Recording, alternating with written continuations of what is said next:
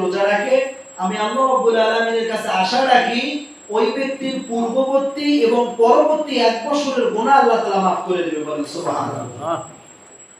এটা আপনার তিরমিজি শরীফের 758 নম্বর হাদিসের মধ্যে আল্লাহ রাসূল সাল্লাল্লাহু আলাইহি সাল্লাম বললেন যে আল্লাহ রাব্বুল আলামিনের নিকট এই জিলহজ মাসের প্রথম 10 দিনের ইবাদতের থেকে অধিক আর পছন্দনীয় কোনো ইবাদত নাই। বলেন সুবহানাল্লাহ।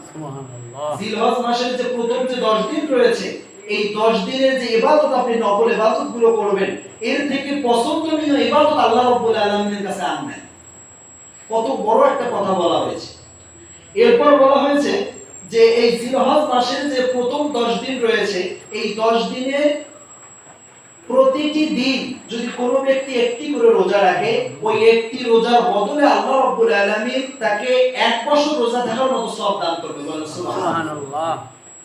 এরপর বলা হয়েছে যে এই জিলহজ মাসের প্রথম 10 দিনের যে রাত্রিগুলো রয়েছে, প্রতিটা রাত্রি লাইলাতুল কদরের রাত্রির মতো সমতুল্য। সুবহানাল্লাহ। এরপর আরেকটা কথা বলা হয়েছে, সেটা হচ্ছে যে জিলহজ মাসের 9 তারিখ অর্থাৎ যেই দিন আরাফাত দিবস, যেদিন হজ হয়, এই 9 তারিখে যদি কোনো ব্যক্তি রোজা রাখে, আল্লাহ রাসূল সাল্লাল্লাহু আলাইহি ওয়াসাল্লাম বলেন যে আমি আল্লাহ রাব্বুল আলামিনের কাছে আশা রাখি আমার কোন উম্মত যদি জিলহজ মাসের 9 তারিখ রোজা রাখে, আমি আল্লাহ রাব্বুল আলামিনের কাছে আশা রাখি ওই ব্যক্তির পূর্ববর্তী এবং পরবর্তী 1 বছরের গুনাহ আল্লাহ তাআলা maaf করে দিবেন। বলেন সুবহানাল্লাহ।